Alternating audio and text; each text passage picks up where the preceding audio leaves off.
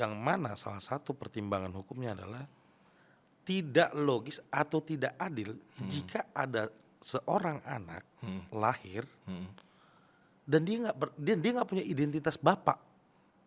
Anak yang lahir di luar perkawinan. Hidup itu dua untuk manusia, garis tangan dan campur tangan, ya kan? Kalau udah punya dua-duanya, tinggal kita maintain. Aduh, muka lo di mana-mana. Ada aja ganti gonta ganti jas terus. Itu lu punya berapa pasang jas cuy untuk lagi handle? Gue boleh sebut kasusnya atau gimana? Boleh. Kasus Lisa Mariana itu menurut gue di usia ya menurut gue dibilang muda enggak, dibilang tua juga enggak. Bisa menghandle crowd. Bos, sekarang gue pernah ngeliat lawyer sidang pakai baju bunga-bunga. Lo mau ke pantai apa bela klien? Tapi cocok tuh ceket. Enggak. Ya, kalau lu main reggae nggak apa-apa. Orang-orang besar itu tidak lahir dengan kata kenyamanan. Dia itu Ini debatable sih brother. Debatable lah, masa gitu. Oke, lawyer itu 5 tahun kelihatan mentalnya, 10 tahun kelihatan bener-bener dia benar-benar bidangnya apa, 15 tahun lah menuai hasilnya. Wait. Ini seru nih. Ini. Ntar gue bikin kalau ada editan dibikin ya Markus Nababan 2025 nih. Kan stay humble dan Godspeed. Udah itu aja. Lagi bolak-balik di situ ya. Bolak-balik. Di lawyer yang ini nikmati prosesnya. Ya kan banyak kalau dulu kita kan pernah ngalamin pahit ya bang. Kalau dibilang lawyering di Indonesia ini menurut gua di magang sudah pasti ketidaknyamanan, mental digoyang, apalagi Gen Z nih. Saya punya anak buah Gen Z, dia bilang Pak saya stres, saya mau healing dulu, izin kantor 3 hari. Oke, sekarang kita balik lagi di Stalkingin Hukum. Nah jadinya kita ngundang lawyer yang muda, berbakat dan pasti punya pengalaman dimensi publik yang menurut gue sih gacor sih. Dan memang kita udah tahu nih mukanya pasti ada di mana-mana mulu gitu ya kan. Dan mungkin give some love buat Markus Nababan. Siap, abangku, Bang Esra. Ya udah lama gak ketemu ya. Thank you banget udah bisa bantu podcast ini ya. Tapi pastinya banyak yang bisa dikulik nih dari brother Markus nih. Siap. Mungkin di podcast ini boleh minta kasih enlightenment nggak sih, pencerahan kayak kenapa sih Bro Markus ini, brother gue ini ngambil hukum? Boleh nggak kasih? Oke, kenapa mengambil hukum itu salah satu pertanyaan menarik ya. Karena kalau ditanya mau jadi hukum apa enggak, awalnya saya mau jadi rockstar. Jadi rockstar dia. Jadi kalau bisa dibilang masuk hukum itu pertama dijebak. Oke, lanjut. Saya dulu pernah jadi lulus SMA, ya mendapatkan beasiswa di salah satu universitas negeri. Oke. Tapi untuk kegiatan musik. Oke. Ya karena bangga dong. Ya pasti dong. Karena pasti. mencapai itu kan sebenarnya kita bikin partikular musiknya. Iya. Berarti udah dari SD SMP udah kenal musik dong ya? Kebetulan dari 3 SD udah main musik juga. Kebetulan aktif di gereja dan besar di gereja. Dan singkat ceritanya, ya waktu itu kebetulan kan saya dari kecil emang gak punya bapak juga. Jadi ibu saya bilang gini ke saya, kalau mau sukses jadi pemusik di Indonesia ini belum terlalu dihargai. Ya mau nggak mau ya ada berita itu ya. Nah karena logat ibu saya orang Batak, dia bilang hanya satu manusia yang bisa sangat sukses seperti Ahmad Dhani dikalikan 320 juta masyarakat Indonesia. Berat tuh ya, berat tuh ya. Jadi itu dirobek lah surat beasiswa. Udah beasiswa loh cuy. Dirobek Gila sih. itu dirobek. Dan singkat cerita saya pernah diajak jalan-jalan, bilang hari Sabtu diajak jalan-jalan, Jumat atau Sabtu saya lupa. Ternyata tes untuk masuk universitas. Klasik ya nih ya ceritanya ya. Tapi gokil loh. Nah jadi saking saya dulu bandel, saya isilah semua jawabannya A dari nomor 1 sampai 100. Gak copot kancing ini gak A semua ya. Jadi bayanginlah orang tes serius belajar, saya hanya 10 menit udah selesai. Oke. Karena memang karena saya memang dulu cintanya di musik awalnya. Dan setelah itu saya kumpulin, ya nggak tahu bagaimana tiba-tiba ya mungkin juga ibu saya dulu karena punya relasi yang baik ke salah satu universitas saya dulu, masuklah saya kuliah Masuk tuh Iya. ke hukum. Ke hukum. Yang dimana semester 1 itu saya nggak terlalu serius belajar. Saya boleh jujur ya. Ini nggak serius aja begini ya. Jadi Sekarirnya setinggi semoncer ini. Ini gimana? Ntar kita bahas lebih Bentar. ini ya. Oke, jadi lanjut. prinsipnya saya kalau ditanya kenapa pilih hukum, awalnya saya kejebak. Kejebak ya. Highlightnya kejebak. Ya. By the way, tadi kalau bilang musik ini bisa multi instrumen pasti dong ya. Rata-rata kalau udah di beasiswa jangan-jangan bisa gitar, bisa piano, bisa apa lagi? Puji Tuhannya dikasih talenta bisa hampir ya 4, 3. Gokil juga ya. 7 kali. Gokil. Ya karena kalau kita satuin dengan etnik lagi, saksofon, gitar, Saksofon bass, bisa? bisa.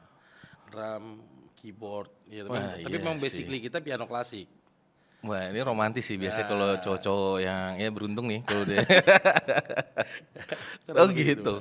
Terus masuk tuh di universitas tersebut. Habis itu ini didorong masuk advokat ini memang basicnya mau coba-coba lagi atau tuntutan keluarga atau emang atau gimana tuh pas perjalanan nih? Oke, jadi mungkin kalau background keluarga memang kebetulan saya orang yang sangat beruntung. Dalam Kenapa artian tuh? Ibu saya lawyer, Oke, ya ya. abang saya lawyer, Mhm. dan keluarga besar saya lawyer. Ini dibilang beruntung tapi juga bisa dibilang jadi kompetisi nggak? Enggak, jadi gini. Gimana? Kenapa saya bilang beruntung? Karena saya mendapatkan ilmu itu tidak sesusah orang pada luar umumnya. Iya sih, karena udah lingkungannya ya. Balik lagi ke diri saya. Iya, iya. Saya itu kenapa mau ngambil hukum serius? Jadi ketika saya cinta musik di semester 2 atau 3, saya temukan salah satu mata kuliah itu perlindungan hak cipta itu. Iya, ya merek, hak cipta, royalti dan segala macamnya. Karena waktu itu kan namanya kita masih kecil, belum tahu namanya bagaimana luasnya dunia hukum. Lantas dari situ saya terpacu. Oh, ternyata ada hukumnya tentang musik juga. Ya, ya. Nah dari situ saya belajar serius. Oke. Dan saya akhirnya ya bisa bilang bertobat sedikit lah. Karena Tapi masih tetap ngeband atau gimana pas selama di kampus? selama justru semester 1 saya masih aktif di salah satu jalan Jaksa. Wah, itu legend sih. Saya Legend, reguler legend, di situ legend. main musik reggae, boleh dicek nanti track Reggae ya? record saya. Oke. Jadi 2008 sampai 2012 2013 saya aktif cari duit di sana. Di Jalan Jaksa itu sih pecah sih. Itu Karena pecah sih tempatnya. dulu ya ayah meninggal, ibu saya orang Batak yang mendidik anak laki-lakinya sangat keras. Jadi ketika itu saya nggak Physical mau- attack nih ya? Yes. Psikologi juga kayaknya. Ada sih pertanyaan itu ada, tapi nanti di tengah-tengah ada sih, ada.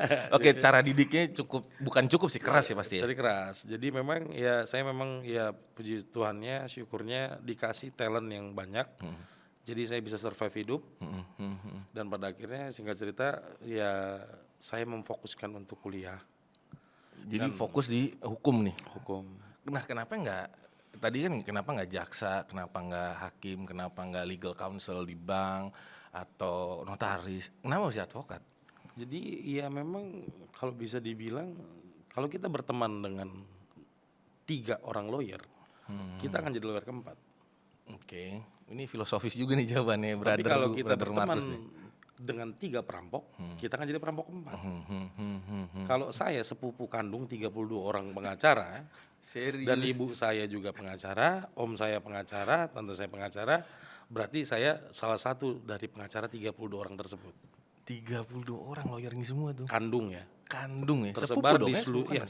tersebar di seluruh law firm di DKI. Indonesia dan luar negeri. 32 sih, Yes. itu kalau ngumpul sih bingung tuh ngobrolin success fee, ngobrolin apa lagi, gila sih gila. Tapi jadi abis itu langsung memfokuskan kayak udah dah gue langsung jadi advokat itu gara-gara lingkungan doang atau emang ada hasrat atau apa gimana? Salah satunya Bang Esra, salah satunya mentor saya. Aduh jangan gitu dong. Jadi sedikit cerita ya. Jadi di 2015 saya baru lulus S1, Bang Esra ini banyak KSO kerjasama dengan ibu saya. Ya hormat, Iya kan? respect Ya, buat ibu ibu kita, mertua. bu Jadi- bos. Dulu Bang Esra ini di saya waktu saya baru lulus, saya melihat dia ini orang yang rapi. Brother, kayaknya kita stop dulu deh. Santun. Ini it's all about lo, brother. Gitu ya. Kan Ini kita bilang it's all about trigger, brother. dia trigger kan? Iya, Nah, trigger. trigger. Ya, Jadi, one salah satu ya. dalam Ya, artian, ya gue merasa, oh one day gue bisa kayak Bang Esra juga. Wah, gua anak banget ya. Thank you banget, brother. Jadi Kalau dibilang makanya kita matching kan biru. Iya dong. Kita nggak janjian kan? Udah nggak janjian. Emang jas itu udah pasti harus wajib itu, wajib. Iya. Jadi singkat cerita gitu sih Bang. Perjalanan karir setelah gue cek-cek Google ini menurut gue sih ngeliatin Brother Markus ini bisa jadi pembeda gitu di tengah banyak orang-orang kayak mau coba-coba jadi lawyer. Jadi kenapa minta tolong kasih pencerahan tuh kayak contoh kayak misalnya kasus sempat kita googling itu ada kasus gugatan Captain Lion Air. Nah itu gimana sih sampai itu menurut gua dimensinya beda tuh dan gue liatin di udah terbiasa dengan sorotan media, terus udah terbiasa dengan kasus-kasus publik dimensinya cukup gede. Itu di umur berapa? Terus gimana cara Brother Markus tuh ngelola itu? Ya kalau dibilang, makanya saya bilang lagi balik lagi saya bersyukurnya mempunyai mentor yang baik-baik ya. Dalam artian kalau saya berpikir kan hukum simpelnya adalah hak dan kewajiban ya. Jika you sudah lakukan kewajiban, you berhak dapat hak. Oke. Kebalikannya seperti itu. Iya. Jadi kita juga kan menilai kasus tersebut, apakah klien yang kita bela ini patut dibela. Balik lagi ke hati nurani. Itu berdasarkan kode etik yang kita pelajari di advokat. Jadi menyikapinya adalah memang kalau berlawyering itu pertama kita structure dulu hukumnya. Structure dulu, oke. Yes. Oke. Lihat dulu market value-nya di mana. Ini udah kayak pebisnis nih kayaknya nih ya ngobrolnya ya. Ini Dan gokil sih. memang lawyer harus berbisnis. Oke. Sekalipun kita ada membantu orang sesuai dengan sumpah, angkat sumpah kita sebagai lawyer, kita berhak membantu orang secara pro bono. Tapi kan talk bisnis bagaimana membela satu kasus publik itu tidak semudah apa yang dibayangkan. Nah itu pengen tahu tuh gimana? Tentunya gini, kalau ketika kasus di Captain Oliver itu Captain Oliver ya? Captain Oliver melawan salah satu penerbangan swasta, itu saya belum bisa berstatement. Tapi saya langsung dipraktekkan bagaimana menghandle kasus publik. Itu gede banget sih di Itu Jakarta sangat Pusat besar. ya? Jakarta Pusat. Iya kan? Dan hasilnya itu berakhir damai. Itu win-win dong. Yes. Jadi memang kami ini spesialisasi pencetak sejarah, not oke. followers. Oke. Ya, karena kami bekerja bukan hanya only money, but kita mau jadi legend di Indonesia ini. Amin, kita doain. Ya. Terus? Kenapa saya bilang? Coba boleh di track record. Tidak ada kasus di Indonesia ini yang bisa berdamai dengan penerbangan. Hanya only kita yang pegang. Emang kalau di luar negeri sih ya ambulan chaser pokoknya kada apa langsung gugat perlindungan konsumen dan lain-lain. Jigir-jigir. Jadi tapi kalau dari berdamai itu memang udah strategi dari Brother Markus atau dan tim atau gimana? Tentunya gini, kita tidak akan pernah tahu dalamnya laut kalau nggak kita berenang. Oke. Jadi kalau kita membela klien, namanya kan juga kan upaya hukum. Tidak Ya, ada upaya namanya hukum sih. kepastian hukum itu adalah tujuan dari hukum. Tapi ketika orang mencari keadilan, itu kan ada upayanya. Hingga sampai putusan pengadilan, baru namanya dibilang kepastian hukum, inkrah. Namun ini tidak sampai putus, mau putusan, tiba-tiba kita dading. Itu susah Dading itu sih. damai. Susah sih untuk Ya dading. memang kalau dibilang intervensinya sangat-sangat banyak. Karena kalau ibarat katanya analoginya Daud lawan Goliat. Iya itu gede banget itu. sih. Dan ownernya juga salah satu ya. Tapi ada satu prinsip gini Bang Esra ya. Saya selalu belajar dari ibu saya selalu banggakan ibu saya. Dia bilang gini sama saya, "Nak, keajaiban itu datang sama orang-orang yang mau bertarung." Fighter ya. Yes. Jadi lu nggak ada namanya sejarah di dunia ini, bahkan jenderal perang sekalipun, dia itu only satu, dia bertarung dulu. Masalah result itu nomor 3. Oke. Jadi ya memang didikan dari keluarga saya sangat keras. Cuman 2 nasihat yang harus dipelajari itu adalah jangan pernah hianati klien lu, jangan pernah hianati partner lu. Lu bakal makan seumur hidup di dunia law firm ini. Itu 2 penting banget ya. Yes. Itu menurut culture. Markus setelah by the way lu udah hampir 15 tahun kali ya di dunia hukum ini ada. Yes, 15 tahun sekarang. Jadi gini ya, hitung karena saya semester 3 ngambil kuliah malam. Kalau abang dulu ingat, saya pagi sampai sore saya di kantor. Iya. Bayangin saya tuh ngejalanin hidup 3 tahun, jam 7 pagi udah di kantor. Mama saya kan bangunin saya jam 4 pagi. Subuh. Iya sih, kadang-kadang meeting jam berapa beliau Tahu minta sendiri jam berapa kan. sih. Iya sih. Jadi selesai jam 5 sore saya pamit, saya kuliah sampai jam 10 malam. Saya lakukan itu selama 3 tahun. Capek sih. Karena memang saya waktu itu sadar diri saya anak yatim dan saya harus berjuang karena kompetitor positifnya, di keluarga kita maju, kita akan ikut maju. Oke. Karena kalau saya nggak maju, menurut saya sangat bodoh. Tapi dari tadi kita ngobrol tuh ya, maksudnya emang lingkungan orang tuh ibu ya mantan bos lah ya, mantan bos Iya, gua juga. Jadi bener-bener mantan bos gue ini sangat berpengaruh ya berarti ya ternyata ya Sangat berpengaruh. sampai sekarang nih. Gua perhatikan Bang, orang-orang besar itu tidak lahir dengan kata kenyamanan. Dia itu Ini debatable sih brother. Hah? Debatable lah, masa gitu. Oke, kita bicarakan produksi jasa, hukum lawyer. Ya, ya. Kalau you punya anak perusahaan TBK, tinggal RUPS, sistem sudah ada. Ya, ya. Lawyer tidak pernah bisa diwariskan. Ada salah satu menteri apa menteri itu dibilang Iya. yang tidak pernah tergantikan oleh ChatGPT Oh, ChatGPT. itu only lawyer. Wamen pendidik Dikbud ya, Yes, Dikbud ya. Ya, karena memang struktur dia berpikir, mental dia berbicara, kan itu yang dipertaruhkan. Karena kan kita sepakat dong Bang. Iya. Jika ada satu permasalahan hukum, 5 ahli hukum, Point of view-nya sih 20 pendapatnya. ya, point of view-nya gila sih. Ya kan? Gila. Gila sih, gila. Jadi kalau dilihat nih dari satu kasus dimensi publik dulu kita pecah karena abis ini kita akan ngomong terkait yang lagi cukup bukan cukup viral sih, emang viral banget ya. Cuman pengen tahu dari yang perjalanan dari yang megang kasus besar sampai sekarang udah di media di mana-mana nih, pelajaran hidup yang paling berharga menurut seorang Markus Nababan itu apa kira-kira? As a lawyer. Jadi As a lawyer. orang tuh ada 2 Bang. Pintar akademis tapi belum pintar secara EQ. EQ. EQ itu kayak bersosial, kepintaran kita. Bagaimana menghormati orang, memperlakukan orang, bagaimana meng-create orang yang tadinya bukan apa-apa menjadi apa. Memanusiakan manusia Yes. atau regenerasi tuh. Betul. Oke. Karena kalau dibilang cukup makan ya gua yakin dunia ini sudah Tuhan atur semua yang makan tiap harinya. Bicara porsi lu makan steak sama nasi tempe intinya lu makan. Tapi kalau bicara tentang bagaimana hidup sebagai lawyer cuma 2 sih Bang. Satu lu humble.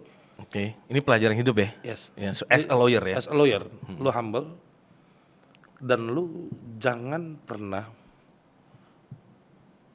nyakitin orang. Oke. Maksudnya nyakitin klien juga pasti dong Yes, makanya gue bilang tadi 2 karakter tadi. ya. Jadi humble ya. Humble itu luas ya Bang ya. Maksudnya humble itu kan kalau secara bahasa Indonesianya adalah jangan tinggi hati. Karena Pecah sih ini. Ini point of view yang menurut gua beda sih, unik ya, humble ya. humble. Maksudnya di tengah as a lawyer lu ditanya pendapat hukum bikin LO apa, lu masih bisa harus humble gitu, sedangkan lu memperjuangkan pendapat hukum lu gitu. Gini, beda kita lagi berperang, beda kita lagi jualan, beda kita lagi branding diri. Nah ini pecah sih. Kan gini, kata profesional adalah lu dianggap pro, mumpuni melakukan segala hal. Ya kan, tergantung bagaimana misalnya gini, kita kan di hukum ini jelas, abang expert di bidang misalnya hak cipta, kurator juga. Tentu kan gini, orang bisa punya lulus kurator semua, tapi belum tentu orang bisa dapat klien kurator. Ya itu sih, ya sih. Faktornya banyak banget dong ya. Banyak. Jadi itu nggak bisa diciptain lu baca buku hari ini 1-2 tahun lu magang di kantor lawyer lu jadi orang, enggak. Lawyer itu 5 tahun kelihatan mentalnya, 10 tahun kelihatan bener-bener dia benar-benar bidangnya apa, 15 tahun lah menuai hasilnya. Wait. Ini seru nih. Ini. Ntar gue bikin kalau ada editan dibikin yang Markus Nababan 2025 nih. Ya kan? Bentar. Ini harus gue perjelas 5 tahun apa tadi? Mentalnya. Mental. Iya. Oke, 5 tahun mental, tahun ke-10 Experting dia apa? experting 15. Hasilnya. Waduh, ini menurut gue sih pecah sih untuk orang yang Markus berada di lingkungan 32 lawyer ya, dan itu nggak kacangan sih, dan punya orang tua lawyer. Ini menurut gue sih pesan yang message-nya buat teman-teman fresh graduate ataupun yang baru mau ujian mau jadi lawyer sih. 5, 10, tahun ke-10, tahun ke-15 ya. Berarti sekarang bisa dibilang Markus ini sekarang lagi di posisi mana nih? 5, 10, 15 lagi di posisi mana nih? Kebetulan kita udah mau 15 ke 16. Lagi, tapi bener nggak menua itu? Apa emang ini berdasarkan pengalaman pribadi? Pribadi. Sekarang lagi posisinya lagi. Dulu gini, dulu kata-kata ini pernah saya dengar tuh dari salah satu mantan bos saya juga. Ratu Kepeltan Indonesia juga. Mantan bos bersama kayaknya. Jadi kan dia bilang, ya roh kasus itu ada rohnya kan, itu kan pernah dengar gak Iya gitu? sih, sama tuh kalau udah baca Kalau berkas itu dia ya, baca putusan ya. ada kata-katanya itu tuh kita langsung gini. Apa gitu ya. Jadi dulu zaman magang ngerasa namanya muda kan pasti aduh senior ini kebanyakan nasihat gitu kan. dulu. Tapi akhirnya once sekarang saya menerima semua itu, saya ketemu mantan bos saya, ketemu ibu saya selalu salam tangan. Saya selalu ucapkan makasih ya sudah didik saya dulu begitu keras. Karena mungkin kalau saya dulu dididik lemah, mungkin saya nggak jadi seperti Markus yang sekarang. Kok bisa sih lu mengakui itu? As a lawyer, maksudnya kan orang lawyer kan banyak tuh pemikiran, kok bisa mengakui itu? Kok lu punya jiwa yang lapang untuk bisa mengakui thank you ya? Kan susah ya ngomong thank you tuh menurut gua. Kan gue bilang balik lagi, humble itu bukan dari dipelajari. Humble itu apa dibilang dilakukan ya? Maksudnya, Dilakukan ya, diimplementasikan. implementasikan tuh nggak only di kerjaan bos. Banyak sekarang lawyer humble ketika mau dapat kerjaan. After dia dapat kerjaan udah bye bye. Itu menurut gue salah. Gue sampai detik ini mantan bos gue boleh tanya sendiri. Gue sering kirim makanan. Ada approaching yang tulus ya. Ya maksud gini, bos kita itu kan udah nggak kekurangan uang bos. Bah, jangan dilawan. Jangan dilawan kayak gitu kan. Jangan dilawan. Cuman ada hormat kita, tanda terima kasih kita. Dia bisa beli apa yang gue beli itu Kayaknya bisa dibeli 10 kali lipat kali ya. lipat. Cuman kan yang paling berharga setelah gue pelajarin semakin di sini, orang-orang besar itu lebih terkesan dia diperhatikan dengan yang tulus. Bukan niat ya kayaknya ya. Niat. Makanya gue bilang itu ya. humble itu penting di profesi lawyer ini. Siapapun Anda, berasal pun dari manapun Anda, siapapun om Anda, tapi kalau lu nggak bisa bawa diri dan mengisi isi kepala lu, mungkin menurut gue lu akan fail. Bawa diri ya. Ya oke. Ini the best sih menurut gua. Untuk berapa menit awal nih langsung pecah semua. Seharusnya sih sekali lagi gue highlight sedikit ya. Dia di tengah 32 lawyer, punya orang tua lawyer, om lawyer juga ya pasti udah tau lah omnya siapa gitu ya atau tulangnya siapa. Ternyata tetap harus dikejar ya semua cita-cita itu ya, nggak bisa datang cuma-cuma ya. Ya memang saya bilang Bang Esra juga dulu kalau ingat mungkin masih bilang, bro namanya orang kerja itu harus capek. Dulu kan zaman gue muda kan abang suruh tawa-tawa aja kan. Kebetulan beliau ini senior saya dulu, sempat saya dibina Bang Esra.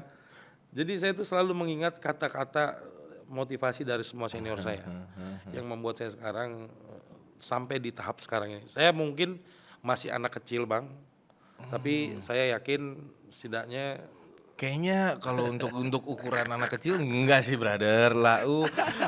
Lo bos sudah beda bos. Ya justru gini, inspirasi hidup lo tuh harus di-share, di-spread ke banyak orang supaya teman-teman yang mau masuk hukum bisa punya gambaran. Kadang-kadang kasihan untuk mau masuk baru tahu liganya kayak gimana. Kasihan dong, buang-buang waktu. Benar. Jadi mungkin bakal bisa jadi bahasa ininya sih bermanfaat banget sih gitu. Nah, mungkin bisa nyambung dari 5, 10, 15 tahun. Kasus apa yang paling membekas ya? Mungkin susah nih, pasti ada prioritasnya juga. Mungkin yang keinget pop up sekarang aja. Yang paling membekas di Brother Markus tuh apa sih? Jadi kasus yang mana gitu? Jadi kalau boleh dicek lagi, saya pernah megang salah satu kasus di Kejaksaan Agung. Itu bersama Pak Hotman, saya sebut ya, nggak apa-apa ya. Ya, doi kan udah big boss, udah beliau ini udah aduh. Jadi waktu itu adalah salah satu permasalahan publik yang sangat menyita publik ya. Di situ saya melihat bagaimana aura dari om saya, bagaimana kerjasama timnya mereka, bagaimana cara dia mempertahankan membela kliennya, dan bagaimana dia betul-betul membela klien itu. Jadi gini, Pak HPH itu kita satu tim. Pak HPH pegang salah satu bos. Satu orang, oke, klien. Saya dapat satu. Klien lagi, oke, dipisah, oke. Kami starting masuk di kejaksaan jam 9 pagi, kita dipulangin tuh jam 3 subuh. Tuh Ingat ya, yang mau masuk lawyer tuh jam itu jangan dihitung-hitung. Dan di situ saya lihat benar-benar integritas. Jadi orang besar dan kaya itu bukan semata-mata untung atau gores tangan, enggak. Memang dia benar-benar kerja keras. Bayangin, jam 9 pagi sampai jam 3 subuh itu kita tim standby dan duduk situ. Dan saya ingin spill salah satu konglomerat di Indonesia. Dia tidak makan, tidak minum loh. Oke. Bahkan disuruh rest sama penyidik waktu itu. Dia bilang, enggak, saya masih kuat. Apa perlu saya push up? Jadi menurut gua mental untuk menjadi kaya ataupun sukses ataupun lu bermanfaat bagi orang itu nggak diambil dengan secara instan. Lo harus benar-benar perjuangin itu. Goals lo apa? Jadi yang kita lihat kan pasti kalau udah kerjaan di lawyer itu nggak bisa tepat waktu dalam tanda kutip, pasti nggak 9 to 5 nggak pas, itu nggak mungkin ya. Itu tidak akan terjadi, Bang. Untuk di era sekarang, kalau kita bicara tentang matrix ya, kalau kita bicara structure matrix dengan begitu macetnya ibu kota, kebetulan kita berlaga di ibu kota nih. Siap. Jadi menurut saya lawyering itu adalah pagi 9 to 5 itu only lu sidang, lu dampingin klien, lu meeting. Untuk produksi hukum itu, drafting surat itu jam 6 sampai jam 6 pagi. Jam 6 sore sampai jam 6 pagi gitu loh. Kayaknya sih ini terlalu belak-belakan juga nanti gak ada yang masuk hukum lagi. Gak apa-apa, ngurangin pesaing. Bisnis juga tuh, bener juga. Bisnis juga. Ya tapi ternyata mental ya. Mental fairnya ya, di situ. Fair. Ya. Gila sih. Emang lawyer tuh beda ya makanya. Nah ya, kalau kita lihat tadi masalah waktu. Udah tahu waktunya ribet. Sekarang ngobrol dikit geser. Ngebagi waktunya ke keluarga. Gue gak tahu lu gimana sih cara bisa kasih gambaran ya, ngebagi waktunya gimana? Puji syukurnya istri saya lawyer juga. Dan kurator juga. Kurator juga. Iya. Ya tapi maksudnya kan tetap aja harus ada pembagian waktunya gimana?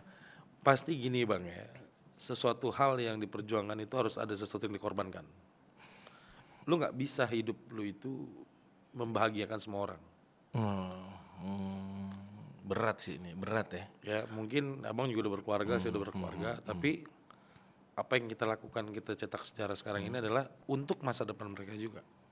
Oke, berarti harus ada yang dikorbanin nih. Iya, dikorbanin nggak semuanya. Dalam artian weekend saya pasti sama keluarga. Weekend tuh pasti ya? Pasti. Itu wajib ya? Saya minggu harus bawa anak istri saya ke gereja.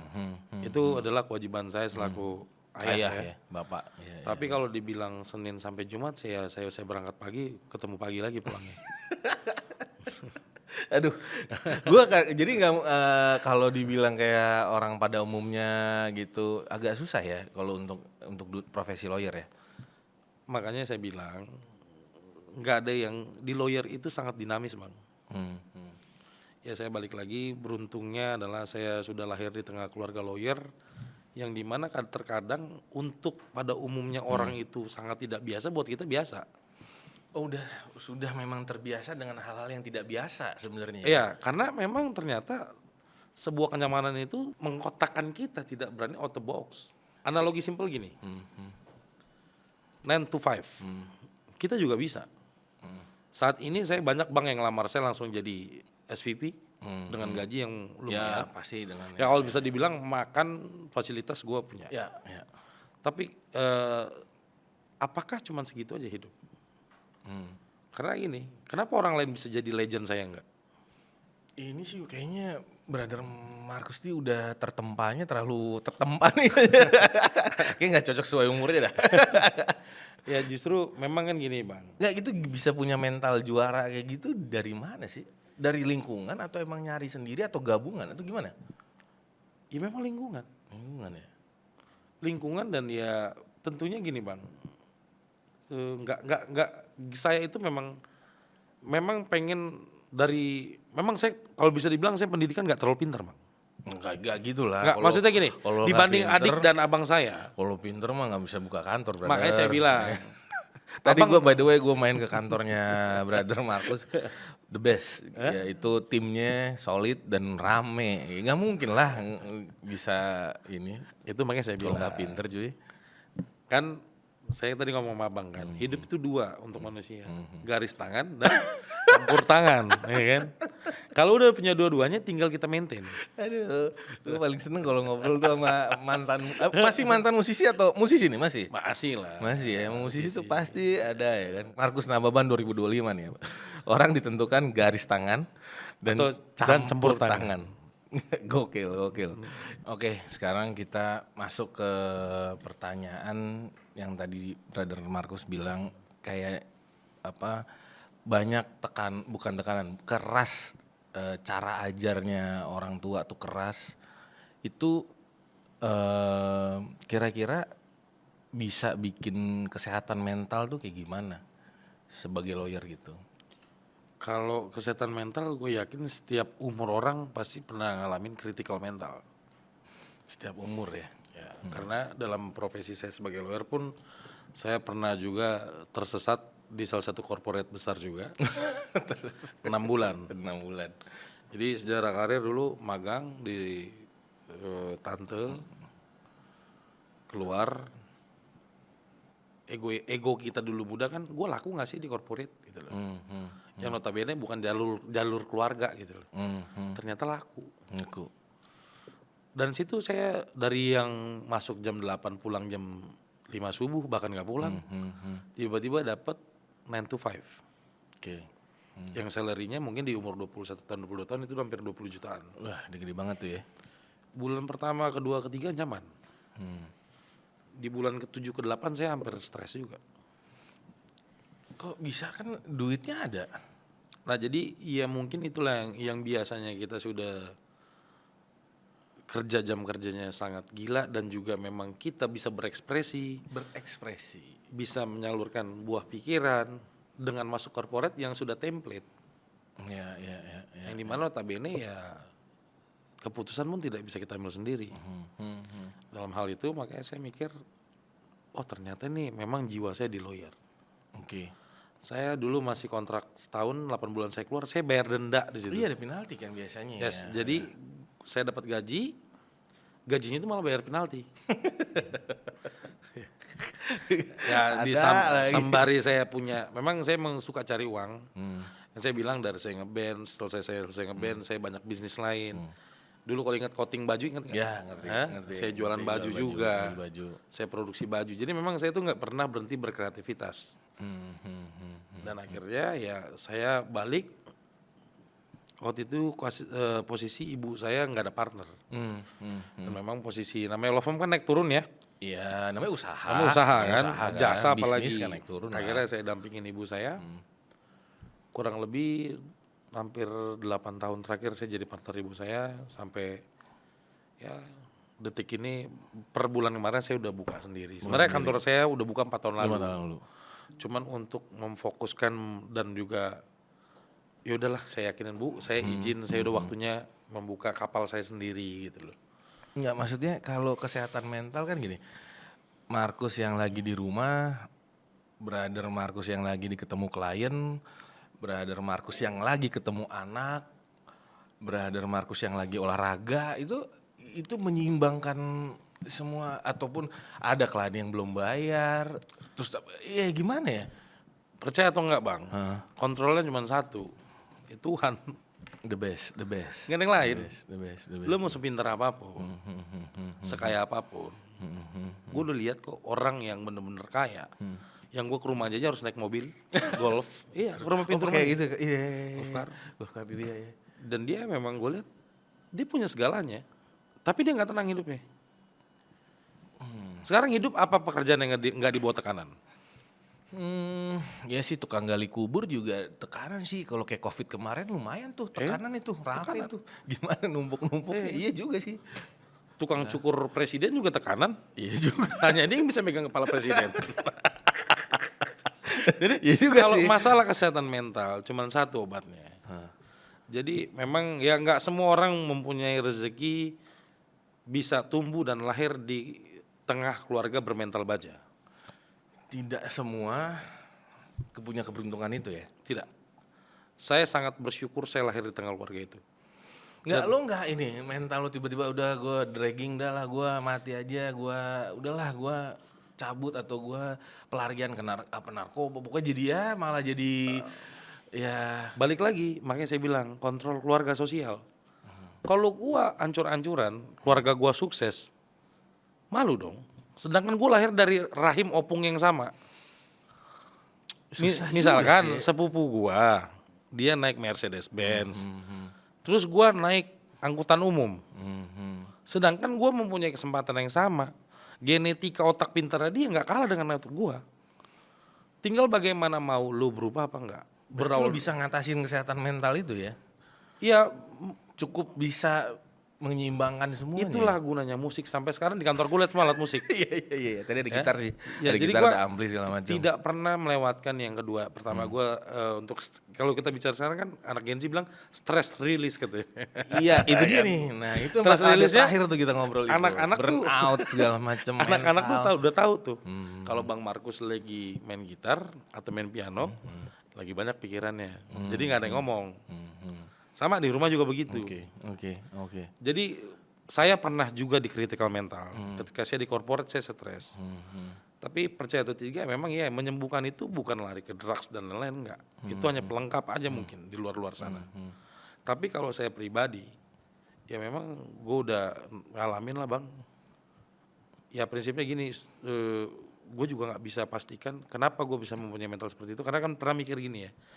Ya Tuhan kenapa ya bapak gue orang baik, dipanggil cepet pas kecil, bapak orang sana yang mabuk-mabukan umurnya panjang sampai sekarang. Ini kayaknya podcast terpisah tuh. Nah, Membahas itu nah, lumayan nggak, dark. jadi gue tidak pernah menyesali perjalanan Ya, gue hidup tuh gua. sampai sekarang tuh nggak habis pikir ya, kok lu tuh bisa kayak bouncing dari orang tua ditinggal, terus ya berkompetisi tanda kutip positif dengan 32 orang, lo melenting juga. Itu menurut gue sih gimana ya? Lo harus bagi rahasianya supaya yang denger juga. Rahasianya saya bilang tadi stay humble dan Ya, Godspeed. balik lagi, Udah ya, itu aja. itu lagi, bolak-balik di situ ya. Bolak-balik. Soalnya kesehatan mental yang kalau kita jalanin Bang, banyak. sorry gue potong. Di universitas manapun banyak dokter dan profesor. Pertanyaannya sukses nggak? Ya sukses memang relatif. Nah, sukses dalam artian segi relatif dia sukses dengan kenyamanan hidupnya. Ya. Jadi prinsipnya gini Bang, ketika hidup menekan gue segini, gue tekan lagi sampai segini Bang. Ya. Gue tuh suka amaze aja gitu sama orang yang bisa bounce back, terus yang bisa fight. Gue suka amaze gitu. Ada satu orang yang tidak pernah tahu, ini hanya di sini gue bilang. Ya, thank you brother. Hanya di sini gue bilang. Eksklusif nih. Banyak orang yang nggak tahu kebiasaan Markus Nababan. Gue itu orang yang selalu belajar ketika orang lagi tidur. Oke. Jadi di rumah itu guru gue gunain gadget gue itu untuk membaca semua perkembangan berita, apa berita-berita hukum-hukum yang terbaru, dan lu mau mendengar semua senior-senior. Ya. Menurut gue 3 elemen karakter lawyer muda, lu pegang prinsip 3 ini, lu akan bisa nemuin jati diri lu siapa. Oh berarti cari jati diri dulu ya? Iya dong. Iya. Gak semua orang misalnya, karena si Markus mamanya misalnya expert di bidang A, saya harus A, enggak. Ibarat kata di musik, ibu saya jazz, saya reggae gitu loh. Iya. Ya kan gitu loh. Tapi sama-sama musik Sama-sama musik. gitu loh. Jadi nggak ada namanya saya bilang, ya di lawyering ini nikmati prosesnya. Nggak, ya kan banyak kalau dulu kita kan pernah ngalamin pahit ya Bang. Kalau dibilang lawyering di Indonesia ini menurut gua di magang sudah pasti ketidaknyamanan, mental digoyang, apalagi Gen Z nih. Saya punya anak buah Gen Z, dibilang Pak, saya stres, saya mau healing dulu, izin kantor 3 hari. Si ada tuh. Si paling ada tuh. Paling ya. ada Si tuh. paling ada ya. Dulu kita Bang, Waduh. senior kita belum pulang, jam 11 malam masih kita tungguin. Betul, nggak bisa pulang gitu. Bahkan kita tanya. Dan itu nggak ada peraturan tertulis. Nggak ada, ya? Nggak itu tuh, tidak nggak ada aturan Tidak SOP. ada tertulis Itu tuh. tersirat loh. Nggak ngerti ya. Sampai kita Ya diem duduk aja, diem. ya udah gitu aja. Sampai dia pulang baru kita pulang. Malah kalau Bang izin atau Bu, Iya ada yang sih. bisa saya bantu. Iya. Jadi memang nggak ada. Kalau saya bilang ya paling susah memang membentuk manusia itu paling susah. Di dunia lawyer dengan sistem dengan persaingan sekarang, hal yang penting adalah penting baca market. Oke. Kenali diri lu apa. Kalau kita panjang detailnya lagi nggak habis 2 hari ini. Tapi nggak, gue seneng tadi ngobrol bilang kan kenali diri lu, terus di marketnya lawyer nih gimana. Kalau misalnya gue minta pendapat dari Markus nih, kalau lawyer boleh sakit gak? Boleh. Boleh sakit tuh? Tergantung sakit apa dulu. Maksudnya dalam artian misalnya kan kita kan klien banyak gitu, klien banyak A, B, C, D, E segala macem. Nah lawyer tuh boleh sakit atau harus menjaga kesehatannya super duper supaya kliennya nggak pergi juga kan gitu? Betul. Itu mungkin menjadi program saya ke depan ya. Ini gue nggak ke situ arahnya brother. Nggak apa-apa. Jadi maksudnya Bukan. Ini Nggak, kita ngomongin kalau 15 tahun terakhir, 15 Betul, tahun terakhir, bukan 15, 16 ke depan enggak. 15 tahun terakhir yang ini nih. Benerannya. Jadi kalau dibilang sakit, saya bilang gini kan, ya kita balik lagi ke kode etik. Kepentingan klien adalah di atas kepentingan pribadi.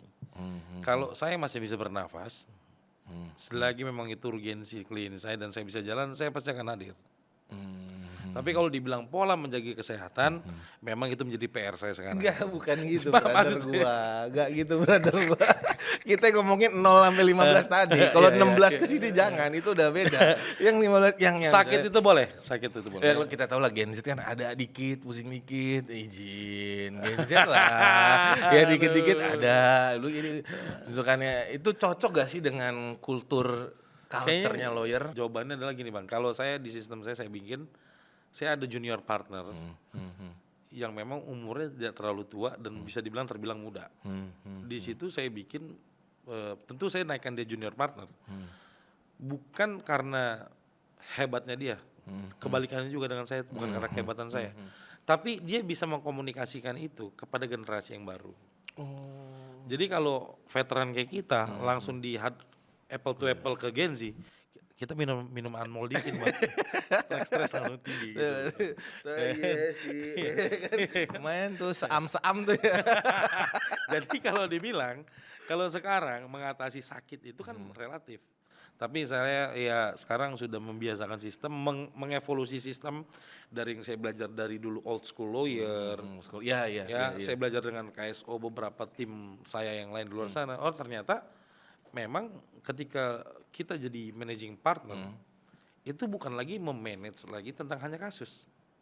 Ini lu bisa sebisnis ini otaknya tuh terus tersistemasi operasional, manajemen gitu. Ini lu punya waktu belajar hukum dan belajar ininya kapan, brother? Nah Lu itu bisa ketika orang, gue paling seneng diremehin Bang. Jadi coba ketika suka orang diremehin. gue paling seneng diremehin ketika updatean gue kan nggak jelas, mainnya sama anak band, ya kan tapi makan kan. Jadi ketika orang ngeremehin gue, dia nggak tahu gue lagi bersiap mau perang gede.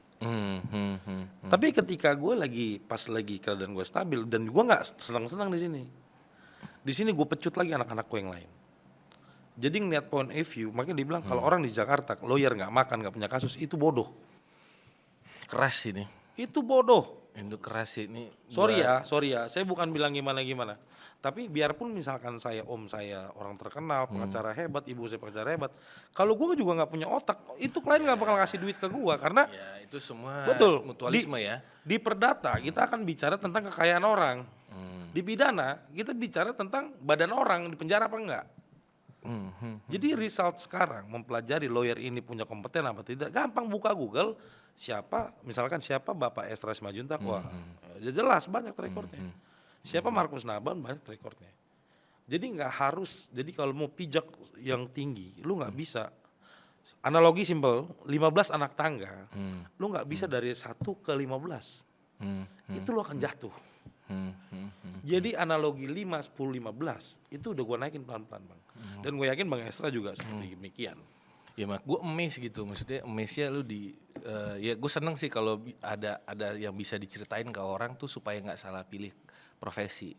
Karena kasihan gitu. Kasihan gitu. Tadi lu ngomong di Google bisa dicek Markus Nababan. Muka lu di mana-mana. Ada aja ganti jas terus. Itu lu punya berapa pasang jas cuy untuk lagi handle, gue boleh sebut kasusnya atau gimana? Boleh. Kasus Lisa Mariana itu itu menurut gua di usia ya menurut gua dibilang muda enggak, dibilang tua juga enggak, bisa menghandle crowd segitu gede dan itu lo coba bisa kasih pandangan sama lu teknik komunikasi lu dari mana sih belajarnya?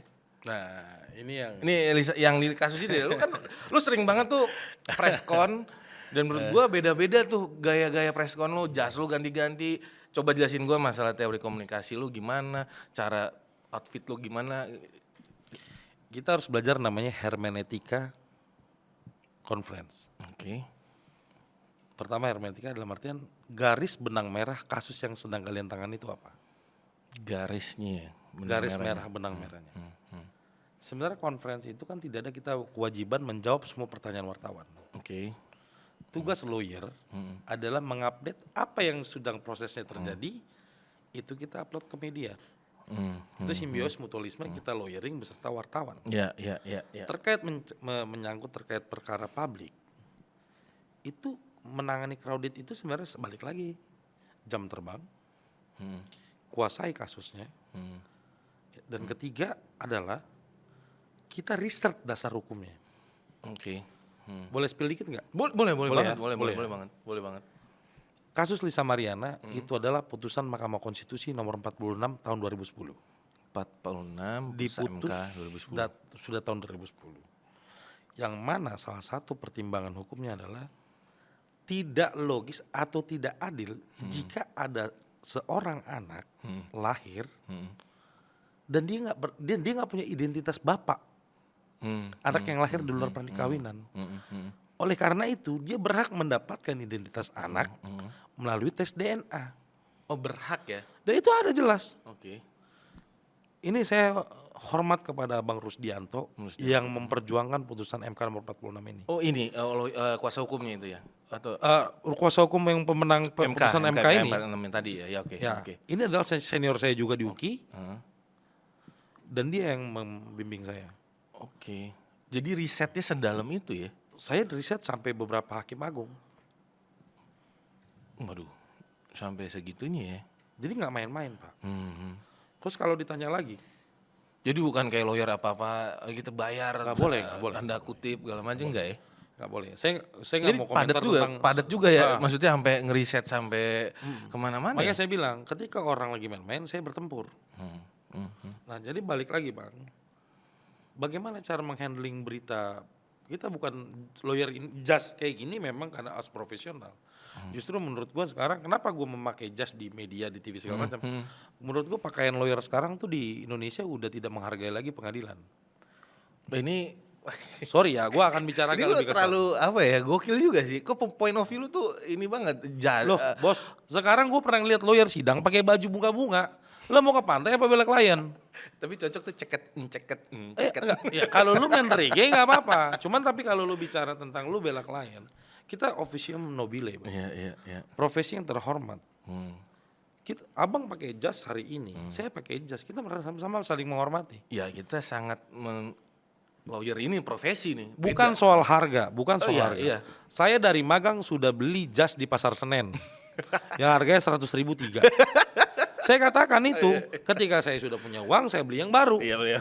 Jadi buat lawyer-lawyer muda jangan sombong. Iya. Bukalah, beli di Pasar Senen itu banyak kok. Iya. Tapi sih nggak, kalau dilihat sih nggak pernah gue kayak nggak ini sih, kayak harga segitu juga kalau lo yang make mahal-mahal aja ya. Ya, mungkin karena garis tangan tadi kan. gue kadang-kadang mes lah pokoknya. Nggak, teori komunikasi lo tuh apa memang udah di dalam alam bawah sadar lo karena lo ada di lingkungan 32 lawyer dan segala macam, atau emang enggak? Sebenarnya gini, Soalnya Bang. bagus sih menurut gue. Bagus banget sih setiap lo press con tuh beda gitu. Jadi gini, lahir di sebuah lingkungan keluarga lawyer itu untuk tinggal kita memperoleh satu ilmu. Tapi saya tidak pernah menghilangkan karakternya Markus. Oke. Tetep ya harus ada ya. Lu lawyer harus punya karakter. Lawyer harus punya karakter. Markus 2025 tuh. Jadi gini, kita kan selalu berkaca dengan senior kan. Ada Bang Adnan Buyung. Iya dong, ya Ya. itu Ada Godfather, ada Pak Otto, ya, Pak Otto, Pak Junifer, Pak pokoknya ada Junifer, Godfather lah. Hotman Paris. Iya, Hotman Paris. Mereka itu punya karakter yang berbeda-beda.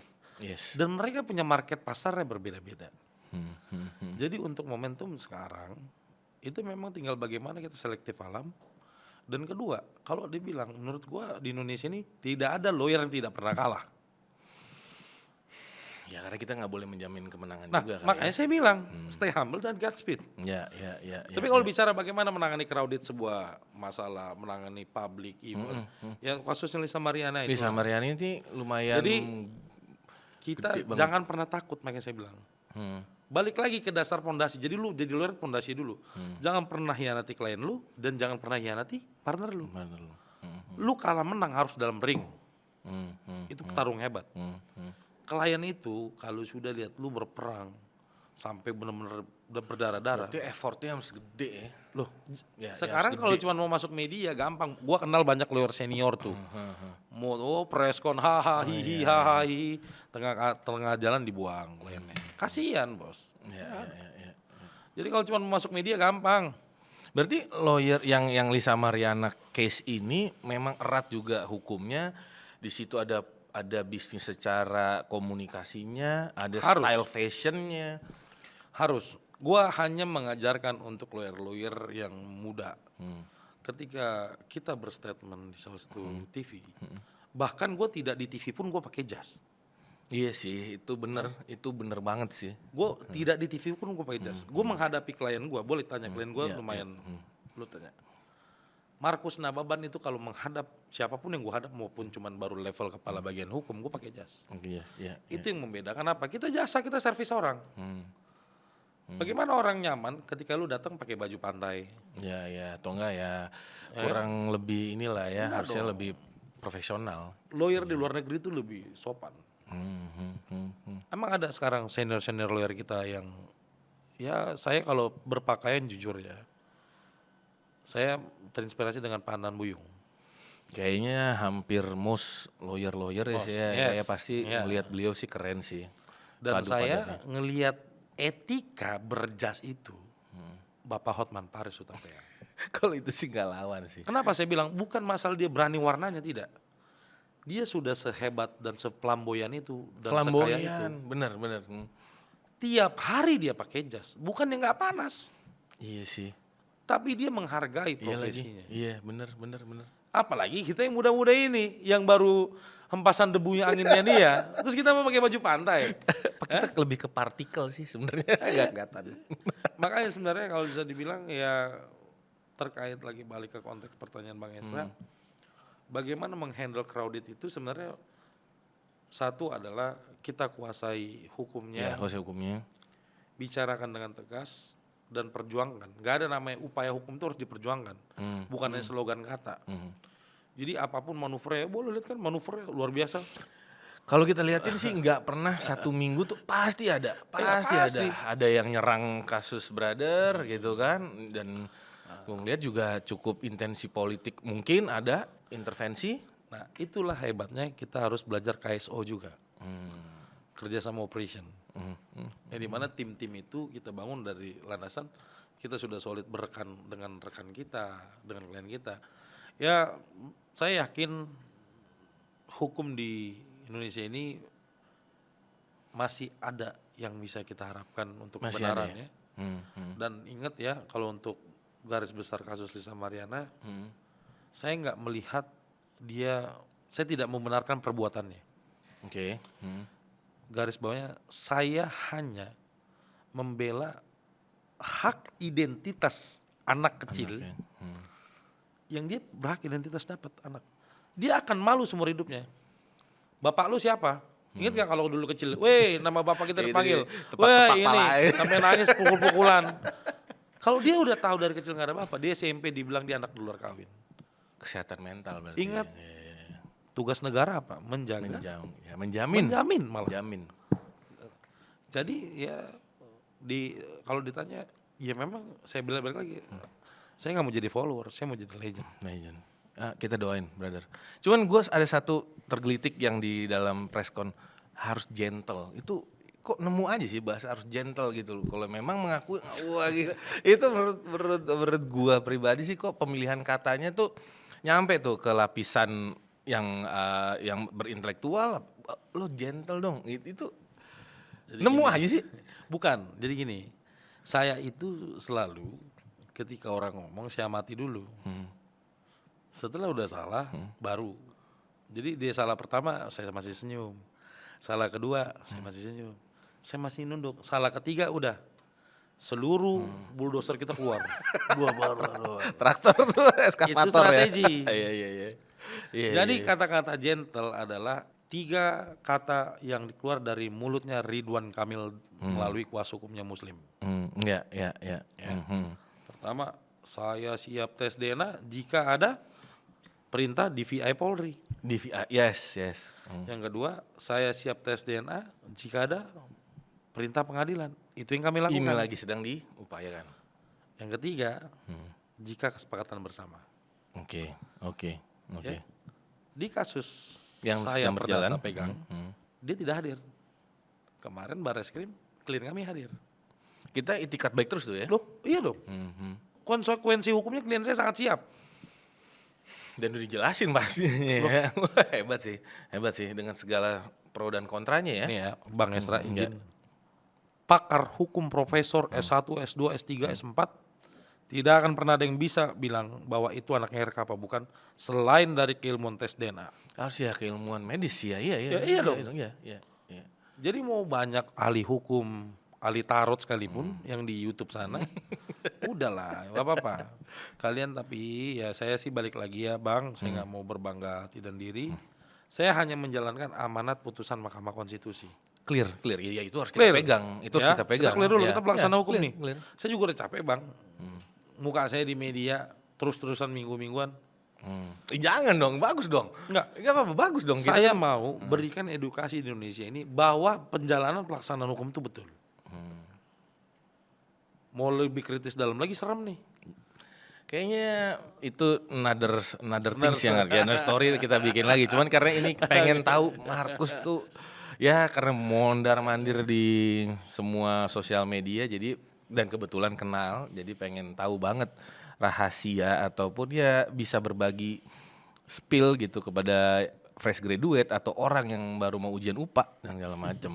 Nah mungkin bisa nggak kasih 3 kata ataupun kalimat penutup closing statement. Mungkin Bang Esra pernah dengar nih. Ada 2 tipikal lawyer. Oke. Born to be a lawyer. The best sih ya. Yang kedua learning by lawyer. To be a lawyer. Iya. Jadi ini berat kata-kata ini. Ada emang orang yang udah dilahirkan memang dia untuk jadi lawyer. Ada orang yang baru belajar mau jadi lawyer. Nah kata-kata mau jadi lawyer ini harus dipahami. Saya nggak bisa menyamakan satu orang karakter dengan karakter yang lain. Saya nggak bisa samakan latar belakang kita. Mungkin kita berdua adalah orang yang beruntung. Iya. Kita dapat fasilitas hidup, Iya. Bisa kuliah, segala bisa macem. kuliah tanpa kekurangan. Iya. Walaupun juga kita harus berjuang. Iya. Tapi dalam proses karirnya juga Bang Esra juga berjuang dengan saya. Adanya Bang Esra sekarang kan juga bukan tanpa air mata dan darah juga. Iya. Pulang pagi, berangkat pagi, ya kan. Jadi buat saya untuk teman-teman ataupun rekan-rekan yang mau jadi lawyer, satu lihat potensial diri lo di mana.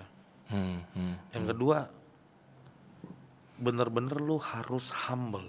Humble ya. Yang ketiga, ya Godspeed, andalin Tuhan dalam hidup lo. Terbaik sih. 3 Lo nggak itu ada, sih. lo mau backup lo bintang 2, bintang 3, bintang teler juga. Kalau lo udah bukan rezeki lo nggak akan dikasih. Iya. That's it, simple itu aja hidup. Guys, thank you banget. Siap, Thank you banget Brother Markus udah mau main ke sini. Thank sukses you. terus, lancar, siap.